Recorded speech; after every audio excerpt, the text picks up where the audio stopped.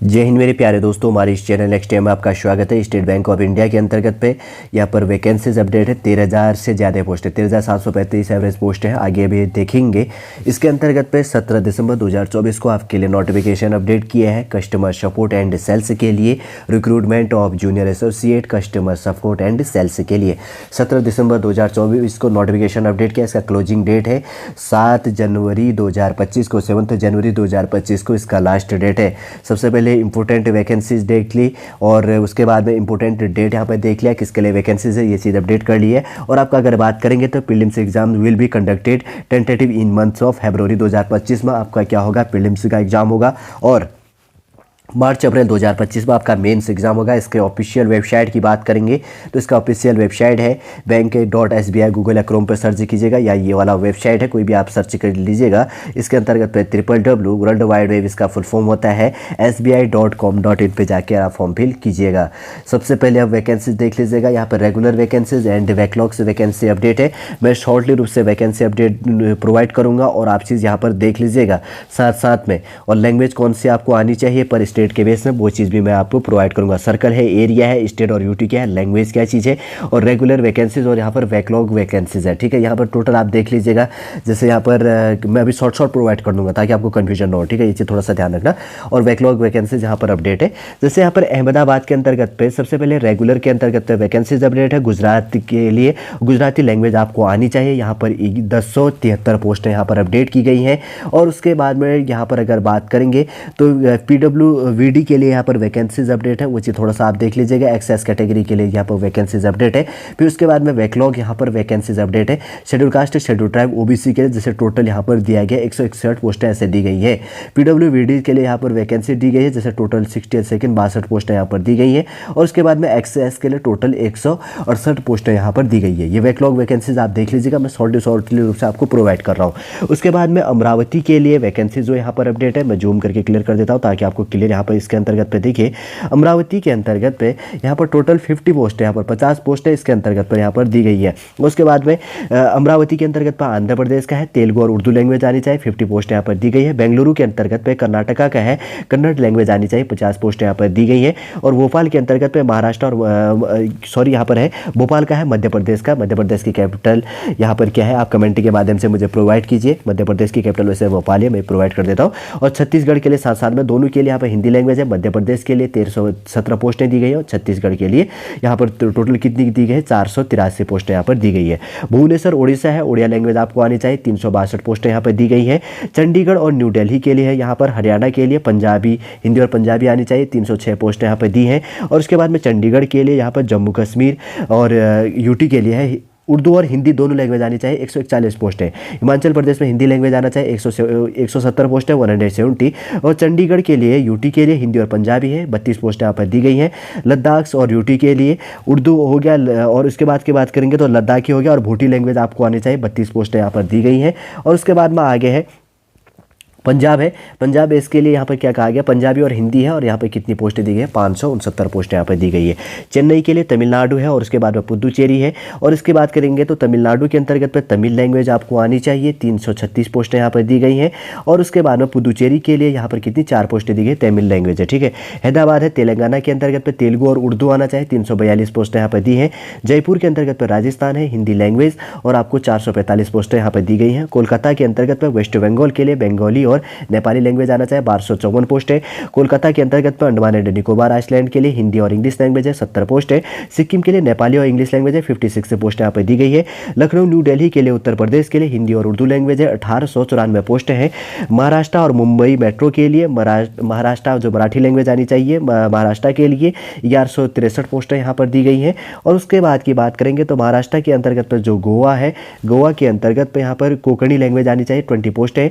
New Delhi के अंतर्गत पर दिल्ली और उत्तराखंड का अपडेट क्या है, हिंदी लैंग्वेज है, दिल्ली के लिए 343 पोस्ट है और उत्तराखंड के लिए 316 पोस्ट यहाँ पर दी गई हैं।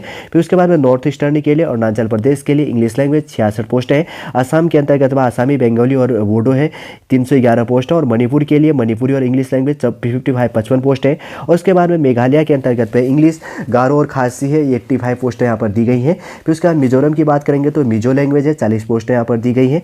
नागालैंड के अंतर्गत पे इंग्लिश है, टोटल 70 पोस्टें यहाँ पर दी गई है। त्रिपुरा के अंतर्गत पे बंगाली है और कोको बोरक जो लैंग्वेज होता है 65 पोस्ट यहाँ पे अपडेट है। और पटना की बात करेंगे तो उसके बाद में यहाँ पर दिया गया है बिहार और झारखंड का साथ साथ में दिया गया है। बिहार और हिंदी और उर्दू लैंग्वेज आनी चाहिए। 1111 पोस्टें दी गई है। और झारखंड के अंतर्गत पे हिंदी और संथाली लैंग्वेज है 676 पोस्ट यहाँ पर दी गई है। फिर उसके बाद तिरुवनंतपुरम जो है अगर बात करेंगे तो पुरम जो बात करी गई है पुरम बेस के अंतर्गत पे, तो केरला के अंतर्गत पे यहाँ पर टोटल 426 पोस्ट है। और लक्षद्वीप के अंतर्गत पे मलयालम लैंग्वेज आपको आनी चाहिए, 2 पोस्टें दी गई। टोटल कितनी है 13,735 पोस्टें यहाँ पर दी गई। सॉरी थोड़ा सा माफ करना है, 13,700 टोटल 735 टोटल पोस्टें यहाँ पर दी गई है। फिर उसके बाद में यहाँ पर बैकलॉग वैकेंसी संबंधी भी अपडेट किया गया जो यहाँ पर कैटेगरी वाइज है। ये चीज़ें भी साथ साथ में आप देख लीजिएगा, ठीक है। टोटल कितनी 609 पोस्ट यहाँ पर बैकलॉग वैकेंसी अपडेट है। और 13,735 टोटल पोस्ट है जिसमें शेड्यूल कास्ट शेड्यूल ट्राइब यहाँ पर बात करेंगे तो रेगुलर वैकेंसी के अंतर्गत पे schedule caste schedule tribe OBC और उसके बाद में जनरल के लिए, जैसे जनरल के लिए यहाँ पर 5,870 पोस्ट है। और उसके बाद में यहाँ पर कैटेगरी वाइज जो चीज़ें यहाँ पर अपडेट की गई मैंने प्रोवाइड कर दी है। ये चीज़ आप यहाँ पर देख लीजिएगा, थोड़ा सा कन्फ्यूजन मत होना इसके अंतर्गत पे, सॉल्ड रूप से प्रोवाइड कर दी है लैंग्वेज संबंधी ये चीज़ें। फिर उसके बाद में अगर बात करेंगे तो इसेंशियल एकेडमिक जो क्वालिफिकेशन है क्या कहा गया है 31 दिसंबर 2024 के बेस में यहाँ पर कहा गया है graduation in any discipline from recognised university और एनी इक्विवेलेंट क्वालिफिकेशन से recognised as such by central government candidates having integrated dual degree IDD certificates should ensure that the date of passing the IDD is on or before 31 December 2024। ये चीज़ आपको ध्यान में रखना है। इस date को आपका पोस्ट ग्रेजुएशन नहीं ग्रेजुएशन होना चाहिए, केवल ग्रेजुएशन मांगा गया है, ये चीज़ ध्यान रखना थोड़ा सा। और उसके बाद में आगे बढ़ते हैं। यहाँ पर जैसे कि कहा गया है आपका एज रिलैक्सेशन संबंधी बात कही गई है 1 अप्रैल 2024 के बेस में। यहाँ पर देखिए 1 अप्रैल 2024 के बेस में मिनिमम एज लिमिट 20 और मैक्सिमम 28 होना चाहिए। आपका डेट ऑफ बर्थ 2 अप्रैल 1996 से लेकर 1 अप्रैल 2004 के बीच में आपका डेट ऑफ बर्थ होना चाहिए। शेड्यूल कास्ट शेड्यूल टाइप के लिए 5 ईयर्स का, ओबीसी के लिए 3 ईयर्स का, PWBD जनरल EWS के लिए 10 ईयर्स का, PWBD SC और ST के लिए 15 ईयर्स का और PWBD OBC के लिए 13 ईयर्स का। उसके बाद में ex serviceman disable ex serviceman के लिए यहाँ पर 8 साल का। और 7 नंबर की बात करेंगे तो विडोज हो गया, divorced women and women judicially separated from theirs husband and who are no remarried. तो इसके लिए यहाँ पर अगर बात करेंगे तो 7 ईयर्स बेस का जो अपडेट है तो यहाँ पर अगर जनरल और EWS कैटेगरी है 35 एज लिमिट है और 38 है OBC के लिए और उसके बाद में 40 ईयर्स है शेड्यूल कास्ट और शेड्यूल टाइप कैंडिडेट के लिए। ट्रेनी जो है अपीयर्ड और SBI के अंतर्गत में जो है अगर वो कैटेगरी के अंतर्गत पर ट्रेनी है तो शेड्यूल कास्ट शेड्यूल टाइप के लिए 6 ईयर्स का, OBC के लिए 4 ईयर्स का, जनरल और EWS के लिए 1 ईयर्स का, PWBD के लिए SC और ST कैटेगरी है तो 16 ईयर्स का। और उसके बाद में PWBD OBC है तो 14 ईयर्स का और PWBD है जनरल और EWS के लिए तो 11 ईयर्स का यहाँ पे एज रिलैक्सेशन एज में आपको यहाँ पर छूट दी जाएगी, ठीक है। ध्यान रखना है जो ट्रेनी है मतलब जो ट्रेनी इसके अंतर्गत पे इंक्लूड है, ये चीज़ आपको ध्यान में रखनी है, ठीक। शॉर्ट में समझ गए होंगे। अगर बात करेंगे तो देखिए आपका प्रीलिम्स और मेंस जो चीज़ यहाँ पर होनी है तो प्रीलिम्स में आपको अगर बात करेंगे तो सबसे पहले क्या चीज़ें हैं इसके अंतर्गत पे देखो इंग्लिश लैंग्वेज है, इंग्लिश में होगा 30 क्वेश्चन होंगे, 30 मार्क्स का 20 मिनट का टाइम दिया जाएगा। Numerical ability 35 question 35 marks 20 minute और reasoning ability 35 question 35 marks 20 minute, 100 question 100 marks और 1 आवर्स का 1 घंटे का आपको टाइमिंग दिया जाएगा। नेगेटिव मार्किंग 1/4 मार्क्स नेगेटिव की जाएगी, ठीक है, पर क्वेश्चन मिस्टेक होने पे।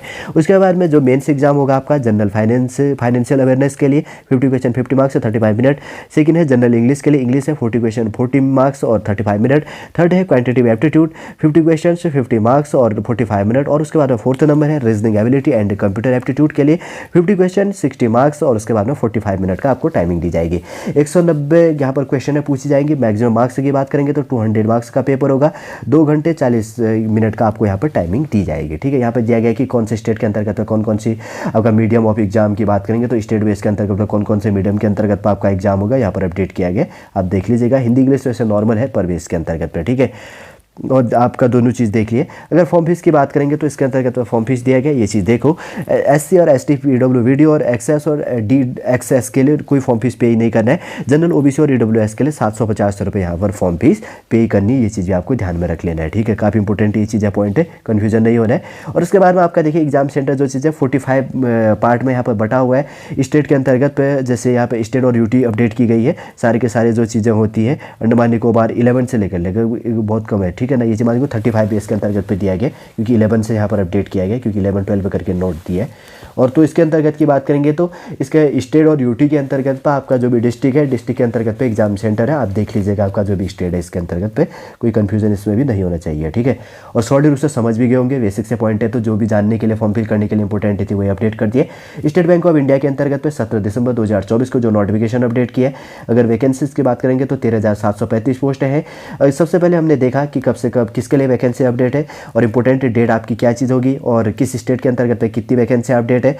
और उसके बाद में आगे देखा कि आपका इसेंशियल एजुकेशन एकेडमिक क्वालिफिकेशन आपका क्या चीज़ होना चाहिए, किस डेट के अंतर्गत पे, एज रिलैक्सेशन एज आपकी क्या होनी चाहिए, और प्रीलिम्स और मेंस में क्या क्या टॉपिकों का सब्जेक्ट सिलेबस बेस होगा और कितने मार्क्स का होगा और कितना मिनट का आपको टाइमिंग दी जाएगी, ये चीज़ भी क्लियर कर दिया। और फॉर्म फीस आपका क्या चीज़ होगा, ये चीज़ भी हमने प्रोवाइड कर दिया। और ऑफिशियल वेबसाइट भी क्या होगा, ये चीज़ भी हमने सॉलिड रूप से इस वीडियो के अंतर्गत आपके लिए प्रोवाइड कर दिया। उम्मीद करूँगा दोस्तों सॉलिड रूप से पूरा इन्फॉर्मेशन आपको समझ में आ गया होगा। यदि आज का वीडियो आपको अच्छा लगे तो लाइक कीजिए, कमेंट कीजिए और हमारे इस चैनल नेक्स्ट टाइम को सब्सक्राइब कीजिएगा। वापस हम नेक्स्ट क्लास के अंतर्गत आपसे मिलेंगे।